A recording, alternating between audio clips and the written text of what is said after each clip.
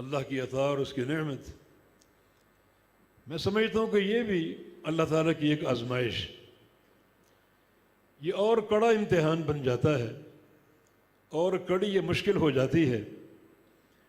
رسول اللہ صلی اللہ علیہ وسلم کی ایک حدیث جو صحیح ترغیب و ترہیب میں شیخ البانی رحمہ اللہ لائے ہیں صحیح سند کے ساتھ،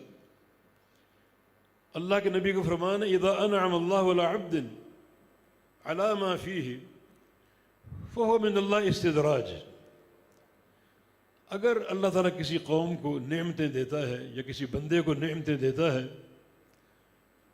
اس کے گناہوں کے باوجود اور معصیتوں کے باوجود، ایک بندہ دیکھ رہا ہے کہ میں گناہ گار ہوں، معصیتوں کا مرتکب ہوتا ہوں، شراب نوشی کرتا ہوں، زناکاری کرتا ہوں، غیبتیں کرتا ہوں، حسد اور غیبت کے مرض میں مبتلا ہوں، اور اس کے باوجود بھی اس کو روزی مل رہی ہے، انڈسٹریاں چل رہی ہیں، فیکٹریاں چل رہی ہیں، رزق بڑھتا جا رہا ہے، تو اس پر وہ خوش نہ ہو، رونے بیٹھ جائے، پریشان ہو جائے کہ میں چن چن کر گناہ کر رہا ہوں اور اللہ چن چن کر مجھے نعمتیں دے رہا ہے۔ یہ خوشی کا مقام نہیں ہے بلکہ یہ ڈر جانے اور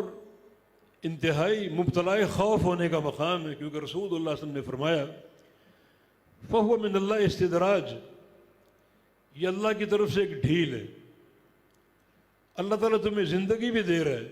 بارشیں بھی دے رہا ہے، نعمتیں بھی دے رہا ہے، فیکٹریاں بھی چل رہی ہیں، کاروبار بھی انتہائی مضبوط ہے، تاکہ تمہاری زندگی لمبی ہو، گناہ زیادہ ہوں، معصیتیں زیادہ ہوں، اور پھر ایک ہی دم پکڑوں اور ان بھیانک گناہوں کی تمہیں سزا دوں۔ فَيَوْمَئِذٍ لَا يُعَذِّبُ عَذَابَهُ أَحَدٌ وَلَا يُوثِقُ وَثَاقَهُ أَحَدٌ، پھر ایسا عذاب دوں گا کہ کوئی دنیا کی طاقتیں اکٹھی ہو کر ویسا عذاب نہیں دے سکیں گی، ایسی پکڑ پکڑوں گا کہ کوئی تمہیں چھڑا نہیں سکے گا۔ تو پھر یہ بارشوں کا برسنا،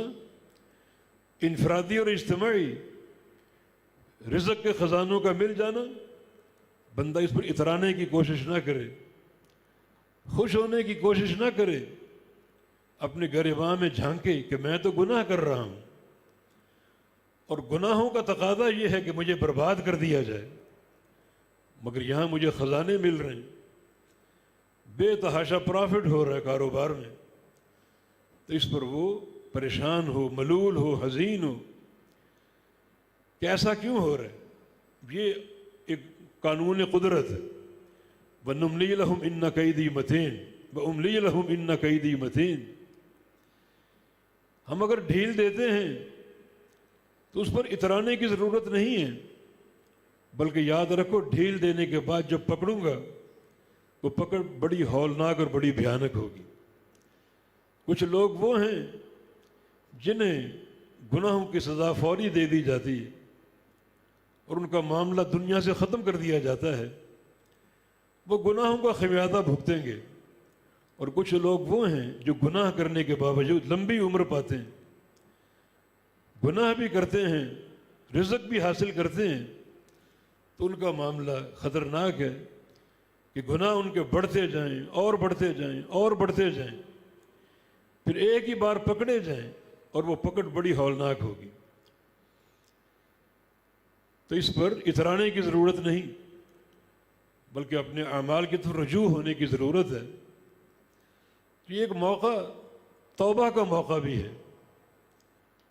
اللہ تعالیٰ کے خوف کا موقع بھی ہے۔ ہر شخص اپنے آپ کو جانتا ہے، اپنے کردار کو جانتا ہے، عقیدے کو جانتا ہے،